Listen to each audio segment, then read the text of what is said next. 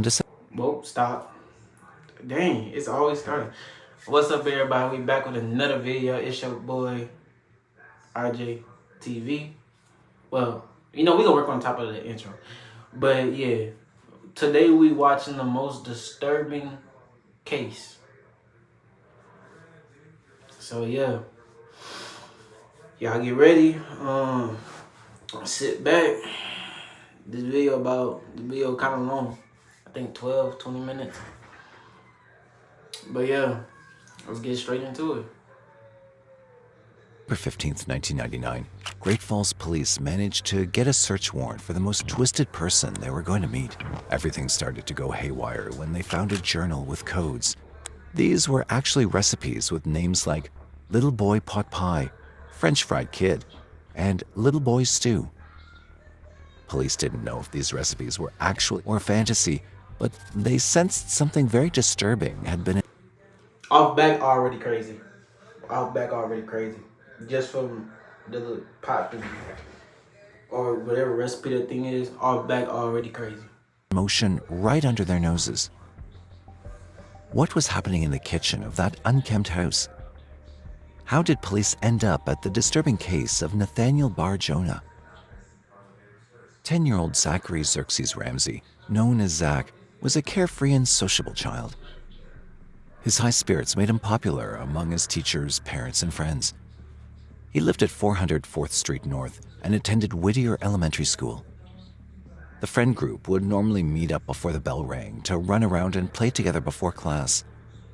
Unfortunately, those blissful childhood mornings would soon come to a tragic end. Wait, hold on. Have y'all parents ever let y'all stay out? Cold winter morning on Tuesday, February 6, Can't 1996. do that one. Can't do The that morning one. chill of 7:30 a.m. had nothing on Zach and his friends. Zach wore a blue denim jacket with green sleeves, a blue football jersey with his last name imprinted on the back in gold letters, stonewashed jeans, and black high-top sneakers. The plan, as usual, was to gather outside school, play and chat before the bell rang. In his excitement, he almost forgot his lunchbox at home. Following his usual routine, Zach set upon to walk to school. However, that day would be far from routine. Zach was well known in the Great Falls community. He never had anything to fear until that day. I never got one. The streets were covered with snow, and he strolled along kicking around a little ball of snow. He then entered an alley that made his route shorter, even though his school was only 6 blocks away.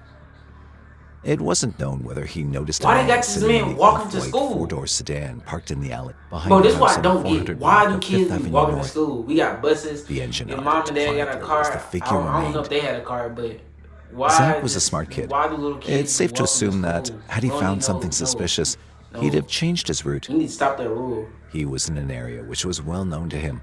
Nothing seemed out of the ordinary. However, somewhere between where the Me alleyway personally, cuts I into would 6th never let Street my and child comes walk out at to school. 7th, Zach disappeared. His friends waiting for him Depending thought that on he how- must have been how sick far and the stayed at school home. And in keeping with school policy, Zach's mother was called and notified of her son's absence. After looking for Zach with no success, his mother reported him missing. When the news reached the public, it became one of the biggest stories to ever hit the Great Falls community. A child having gone missing while en route to school shocked the public, who was not ready to believe the worst. In There must be something 1995 that and doesn't 96, happen Montana was seeing one violent in that crime every area, 6 so- hours and 30 minutes on average. The truth was, they had no idea yet about This the can't be a big darkness thing that that had happened befallen their otherwise peaceful and happy back then. community. An immediate and massive search for little Zach was set upon in Great Falls. The news opened into the world quickly, and hundreds of volunteers, law enforcement officers, and rescue teams joined. The focus centered around the area around the 400 block of 4th Street North, where Zach was last seen. During the search, investigators discovered a pair of blue jeans and a blue denim jacket, which were believed to belong to Zach. The jeans were found in a dumpster near the alleyway where Zach disappeared, while the jacket was found in a nearby field. The thing is, though, why did his mama let him walk to school? I forgot how old he was, but he ain't look that old. Like he still like he was like I'll say like middle school, just getting inside middle school or something like that. Why is he walking to school? Like he could ride the bus. Mom can take him. This probably wasn't a big thing back then. That's why kids was able to walk to school and stuff like that. But still, bruh, I can't let that happen. There were a number of interviews taken around the street Zach disappeared from. There were many witnesses who affirmed having seen a little boy with his attire. Others knew Zach by name and had seen him walking down to school that morning. These accounts became increasingly more disturbing. There was a witness who remembered seeing Zach in the alleyway. To him, he looked like he was waiting for someone. A more disturbing account was from a family of 3 who lived in an apartment in the... Hold on, I'm gonna sneeze. Alright. But you telling me, you seen the kid, you seen that he was waiting, you seen that it looked like he was waiting for somebody, and you didn't go down and go check exactly what? A little kid, by the way. Okay. Alleyway. They reported seeing Zach in the alleyway that morning, and also reported seeing an off-white 4-door car nearly run him over. And y'all did nothing? Another witness who lived near the end of the alleyway reported seeing Zach crying with an upset obese adult male following 2 feet behind him at about 7:45 y'all didn't do that. So y'all say y'all seen all this. To know the identity of the adult male following Zach. He saw this man in a navy blue police jacket taking out the trash. The witness also saw Zach turning into the alleyway while the man stood still behind the dumpster. He recognized this man to be Nathaniel Bar-Jonah, a man who had a disturbing crime record around children. To get to Zach, they needed to know all about Nathaniel. Nathaniel was born on February 15th, 1957 in Rochester. What? Bro, look at this man. Yo, does he look off? Like, oh nah. Oh nah. Oh no. Oh no. Oh no. He look like he do some evil things, bro. Oh no. Oh no. This nigga look like he do evil stuff. Massachusetts as David Paul Brown to parents Philip Brown and Tyra Brown. He was the youngest of 3 children. As an infant, he seemed to be insatiable, always wanting more to eat. His muscles weren't fully developed, and being overweight had rendered him immobile. He also despised being touched. At merely 3 weeks old, he developed hydrocephalus, a condition in which extra fluid fills the brain cavities, pressurizing the brain and causing brain damage. He did eventually recover from this condition. By the time he was 3, the Brown family decided to move to Lantana in Florida. This was where Nathaniel spent the initial few years of his life. His father, Philip, was a heavy equipment mechanic at a local construction firm. He was also a strict disciplinarian, and Nathaniel was not an easy child. To add to it, Nathaniel had siblings that he was not particularly close with. He developed a habit of stealing from them and other children. Philip saw this thievery as kleptomania, a mental health disorder that makes one want to steal. Also, somehow he felt the disorder had something to do with sexual orientation. Order for that? I thought he feared Nathaniel would grow up to be gay, because of which Philip would often discipline him with a thick leather belt. I almost got that, dude. Whether it was the violence or the brain damage, or just how Nathaniel was born, he was turning out to be an extremely strange individual with some disturbing quirks. He was manifesting unpleasant psychological tendencies, like picking on his skin until it scabbed over, and then chewing on the wound until it bled. What? He also didn't mind ingesting his own on occasion. What? The school found it to be a disturbing sight, and his classmates were horrified by him. His mother was regularly called by the school about this habit, but she neither had any explanation, nor did she seem particularly disturbed by this strange, self-soothing behavior. In 1964, a few months after moving back to Worcester, he lured a girl into his basement with a promise of showing a Ouija board, which he had received as a gift. He used the same Ouija board to choke her. But the little girl's screams were heard, and Nathaniel's mother showed up before it was too late. The girl was released, and the matter... Okay, First question: how do you use? I don't know how he did that. I don't know how you use a Ouija board to choke somebody. That's crazy. That's crazy. First take right there, crazy. Cause how exactly is you using a Ouija board to choke somebody? Like you fold it or something? Ain't a Ouija board flat? Like it's like a flat thing that you sit down.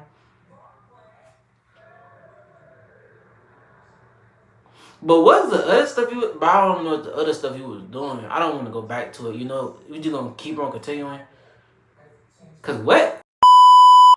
Nathaniel was mentally going somewhere there was no coming back from. Yeah. In He's 1973, a definitely second mentally incident going took somewhere. place.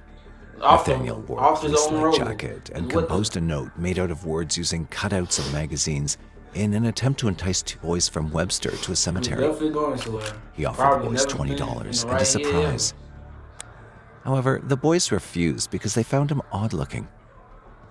The mother of the two boys declined to press charges against Nathaniel. She believed he needed psychiatric help rather than the criminal justice system. Bro, no. This-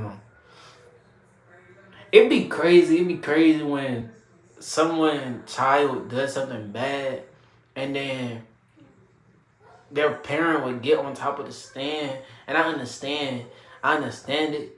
Like it's their child, they can believe they did something bad like this. But like, if you get on the stand and say your child was the most greatest and the most goodest and kindest kid ever, bro, and he didn't chopped up 5 different people, cold, merciless, you're crazy. You're crazy just like your child. Like if your child did all that stuff and you still stay on top of the stand and protect that, you're crazy. You're physically crazy, bro. No, like you're mentally and physically crazy. Like for real. Cause he didn't do it once, he did it 5 times, bro. 5 times to different people. Like if your kid does something that bad and you still stand up there and try to justify his actions, you're outrageous. You're outrageous. You're definitely crazy for that one. Ain't no way, because if my child did something this bad, oh no, you knew exactly what you was doing. So you finna sit inside of that, inside of them chains, and you finna take your consequence. Cause ain't nobody tell you to do this. Then ain't nobody force you to do this. You did this with your own head. So you going to sit inside them chains. That's your consequence.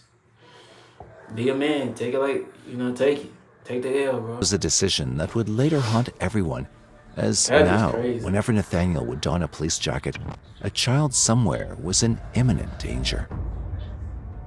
In late March of 1975, Nathaniel, That's just now crazy, 18 and on the verge of dropping out of high school, Why is it always spotted a kids? boy walking to school. Like, what's the point? Dressed Bro, in why his are you doing infamous this to police kids? uniform, Nathaniel abducted a boy named I Richard mean, O'Connor. I don't know what's the point. I don't Luckily, get it. I a don't neighbor spotted understand this they kind of abduction and mindset, informed the so police. I don't understand A patrol car later whatever spotted weird the things vehicle they used in thinking the about. I don't abduction in the understand why they parking be lot. doing this stuff. Backup But was it's called. like, why Nathaniel kids, was though? ordered to Like, get that's- out of the like, car. why? It don't make no There, sense. in the car, lay Richard O'Connor on the verge of death, bloodied and in critical condition. He had also defecated and urinated on himself. Nathaniel was Dang. arrested right then and there, but released on probation later. During that time, Why? he traveled to nearby Hartford, Connecticut. There, he impersonated a police officer and abducted a girl. The girl, however, began to convulse and vomit during the assault, after which Nathaniel threw her out of the car by the sidewalk. Oh my god, bro. A witness noted his car plate number, which led to his my arrest. God. One might believe that with these 2 arrests, Nathaniel's menace was finally coming to a conclusion. However, this case is unlike any other. Fam. Despite being arrested for this assault, the information about it Oh shoot. My fault. What is the police doing? Like, what is you actually doing? Like, what is the police doing? Y'all just men are on probation?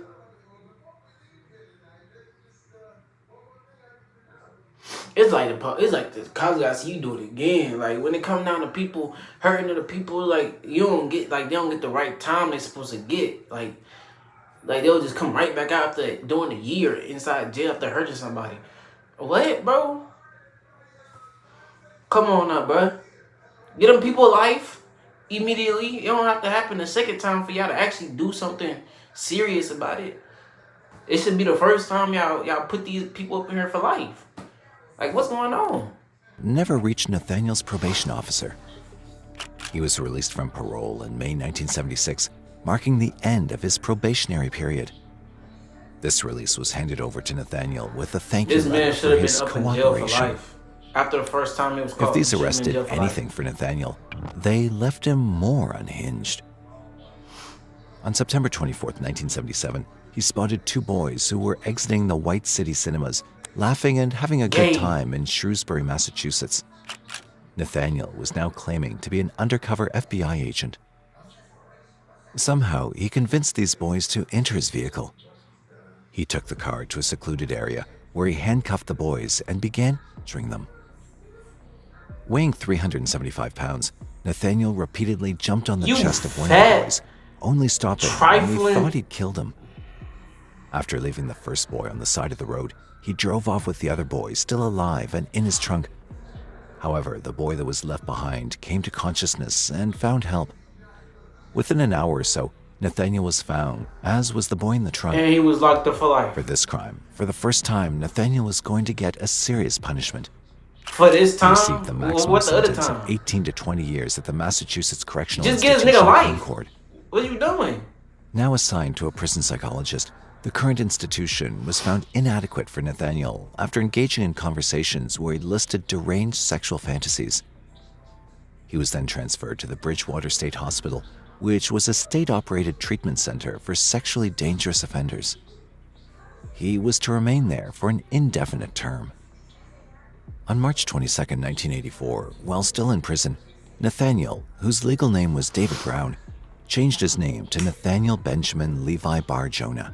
So his name not even his However, name. whether this name change would reflect a change in his ways remained to be seen. You just a fraud. He gave several explanations as to why he changed his name. Weird One of human these being that he wanted to know what it was like to be discriminated against and persecuted as a Jew. Later, he told someone that he was Jewish and he wanted his Jewish identity to reflect in his name, although his ethnic ancestry was Scandinavian, and that name was all the Jewish connection he ever had. In that same year of 1984, Nathaniel won a parole hearing after two psychologists hired by the defense testified that he was no longer a threat to society. Anything. The state of Massachusetts failed to bring enough evidence or testimonies to prove that Nathaniel was in fact dangerous and thus ineligible to roam free.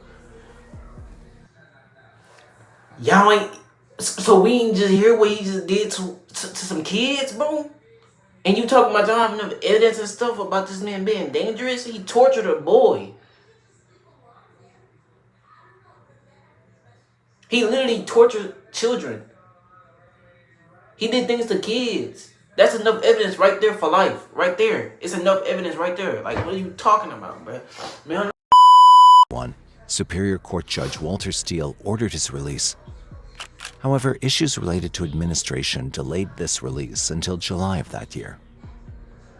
Despite the testimony from the psychiatrists hired by the defense, the assigned psychiatrists were confident that he still fantasized about abducting, murdering, and keep showing something that's in One my of the head. psychiatrists at Bridgewater was also informed by I didn't even know there was a bird that his at first. I primary thought it was means something of entirely arousal different. came I from don't violent know thoughts of what my head is torture right now. that had long existed within him. I was tripping. Every However, time I looked at the bitch, I Nathaniel was was like, released back into the world. And within a Why month, is they it was releasing him back clear into the all world? that had changed in Nathaniel inside of the prison was his name.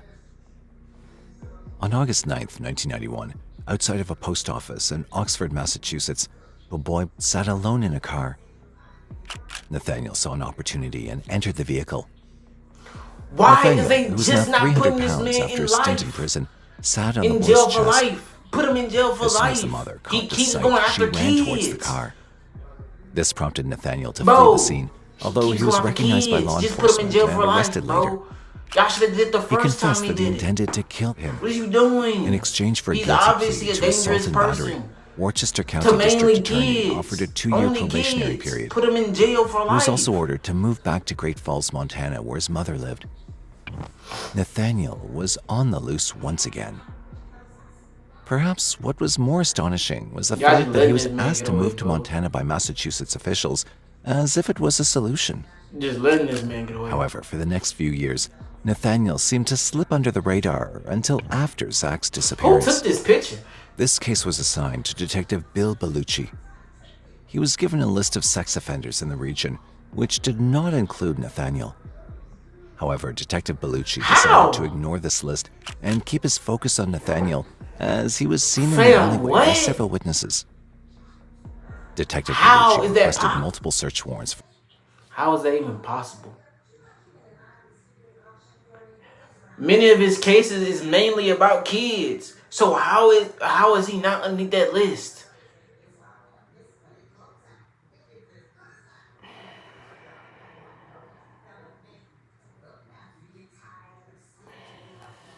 The property where Nathaniel and his mother lived together, but they were all denied. Nathaniel, meanwhile, moved out of his mother's home.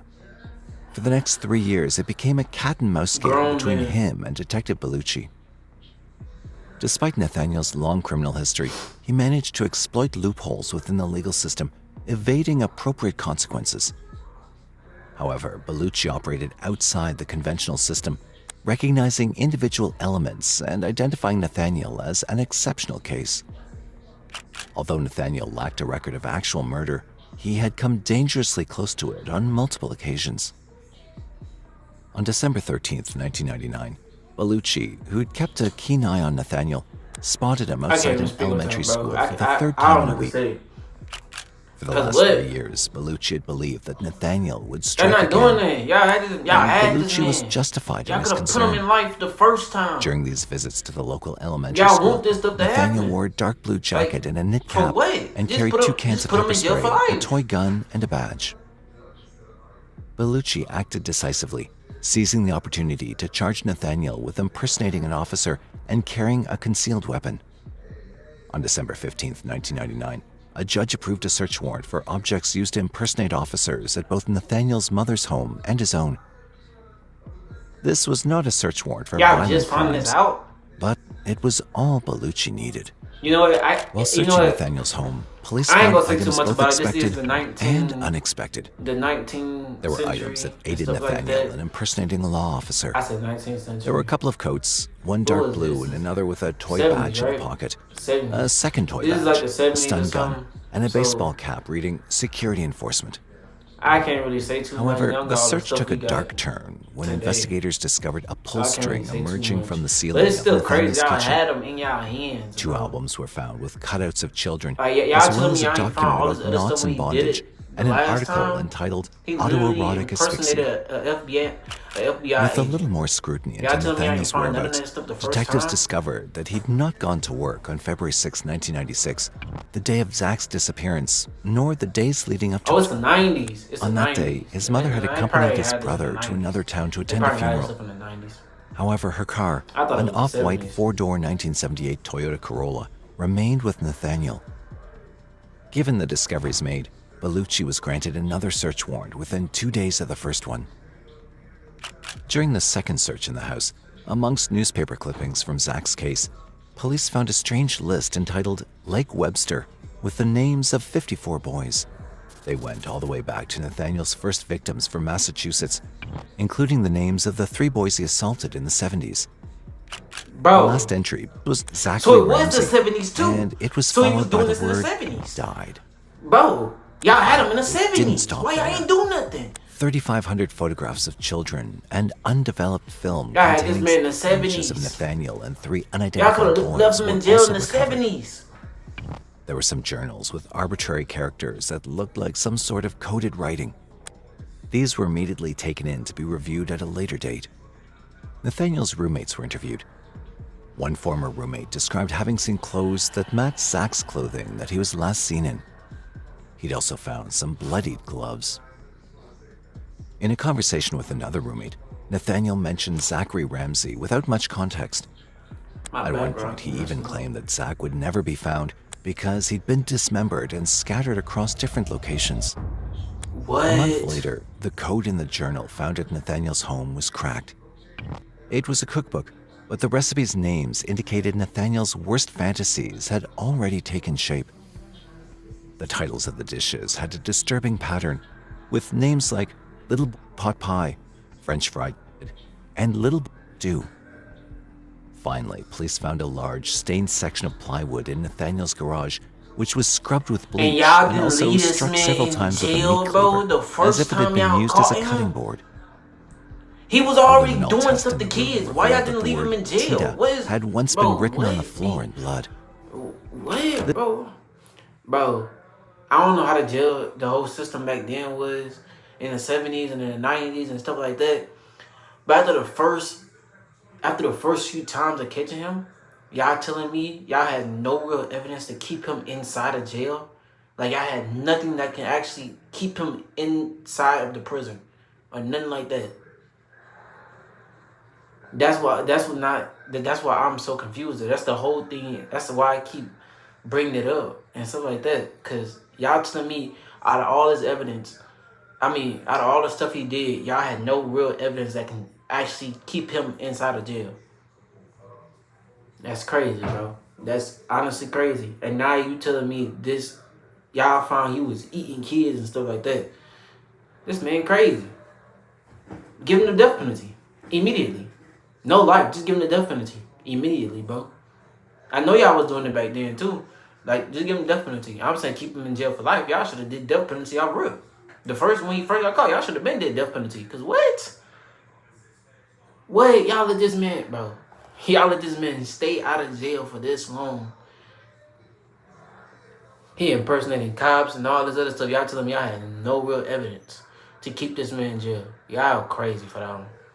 This was tentatively linked to James police- Tita, a boy who was The found police and back then, strangled y'all in crazy Blue for Ridge, that New one. Hampshire in Crazy. 1973. Outrageous.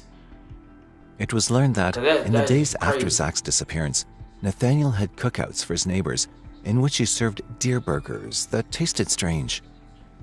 Nathaniel claimed that he'd hunted, killed, butchered, and wrapped the meat personally.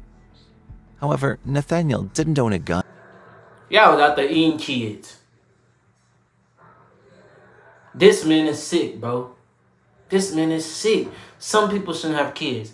And if you do have kids, you honestly, like, I feel like they should make some kind of machine that will honestly tell you if your kid is a psychopath or not. Because this man, disgusting. This not even a human being. I can't even see this dude as a human being. This creature. You outrageous. You outrageous, bro. You vile, my nigga. You was vile, like, for real. Like, no, it is crazy. Or a hunting license, and credit Bro, card this is records crazy, suggested bruh. that he stopped buying food for a month after Zach disappeared. Finally, what looked to be human hair was found inside Bro, this his nigga meat is grinder. disgusting. An excavation at a former residence uncovered 21 bone fragments You telling me belonging to the a boy neighbors between was 8 eating- and 13 years old. The house's pipes couldn't be examined because they'd been replaced The due to stuff this constant nigga clogging made, bro. issues. Dude, look at this nigga. Is you DNA eating? from the hair Bro, man. Still keep dropping, man. I'm over here going crazy. Cause it's the wild. My background messing up. My background been messing up this whole time. I don't know why. But you telling y'all, okay, bro, if this man had a cookout, is y'all going to this man cookout? No, you're not going to this man cookout. Look at the way this man look. You think I'm finna go to this man cookout, bro? Yes, I'm judging the book by its cover. Cause what? You telling me you haven't even went, bro, we seen you not leave your house for over a month. And you got all this meat and stuff. No, I'm not eating from your house. I'm not eating from you, bro. What?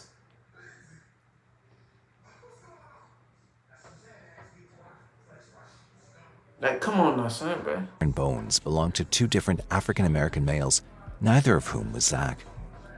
These bones have never been identified. Almost all of his life, Nathaniel had hunted like a leisurely activity, but when it came to legal proceedings and trial, it came down to just 3 children.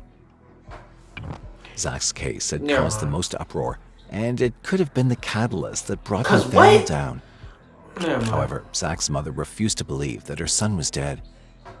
Was it denial stemming from the inconceivable pain associated with the emerging truth? Gang, why are you not trying to Or believe what your perhaps son did, encouragement bro? from the defense team? If it was me, I wouldn't even see this The creature as my world son. would never come to know that. Cause what?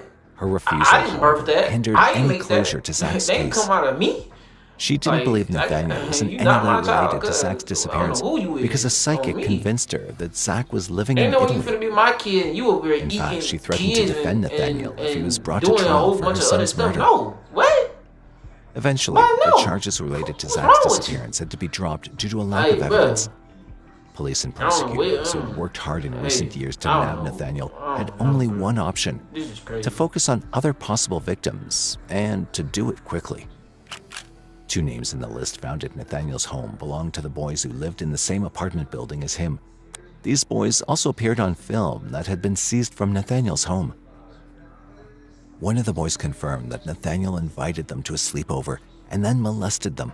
But the other boy visited Nathaniel in jail and wrote to him, saying that he was his friend and that he never harmed him. This predator and sexual deviant was almost in the folds of the judicial system, and everyone would be able to see him for exactly who he was. But once again, Y'all telling the me I ain't case was see it falling before? through the cracks of legality. Y'all telling me I ain't see it before? Y'all telling me I ain't see it before?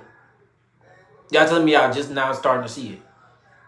After all of the stuff that he did and all of the crimes he got committed for, y'all telling me y'all just now starting to realize what kind of creature he is.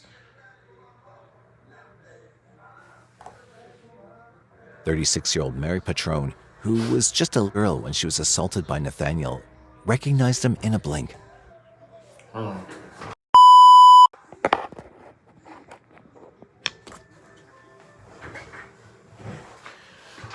Alright, there we go. Back in.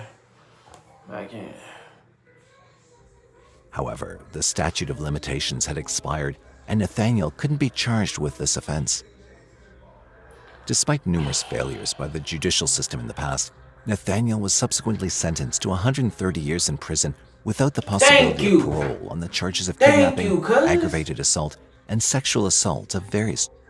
In 2008, Nathaniel was found unconscious in his prison cell due to a heart attack. He'd been in poor health for some time, and on this day, he was pronounced dead. Good for him. He took many horrifying secrets to the grave. Nathaniel's case can be attributed to a number of factors, including inadequate communication and information sharing. Just a creature. For instance, his probation officer Y'all didn't should've know been of his dead other this crime in first 1977.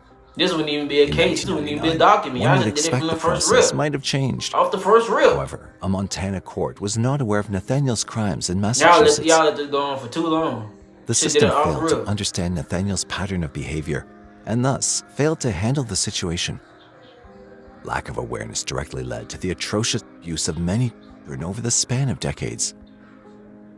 Despite the objections of Zach's mother, a judge declared Zachary Ramsey legally dead in 2011. However, if Zach's mother was right and he's still alive somewhere, he would be in his 30s and look like this.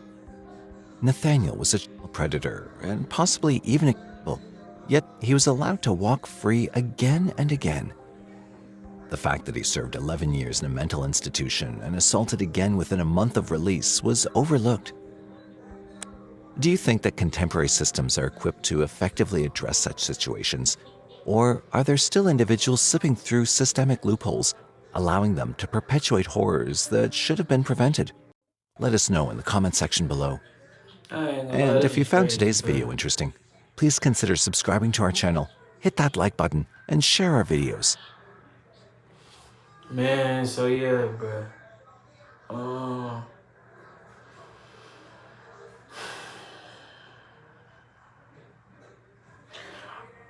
I'm not an insensitive person and stuff like that, but when it comes down to people like that, I don't have no emotions. I don't have no real actual emotion for them. Like, whatever happens to them, it's good that it happened to them. Like, I don't have no positive emotions for them at all. It's like, it's all negative emotions I have towards people like that. Because, like, that's just crazy. And having kids involved is even crazier. But, yeah, this is the end of the video. Make sure you comment, make sure you like, and make sure you turn on post notifications, because I am posting more. Yeah, that's really all it. You know, we're gonna run it up this year, we're gonna do all that, and yeah. I was gonna say something else why I did a gas and I stopped talking for a minute, but I forgot what I was gonna say. So yeah, with all that being said, your boy out.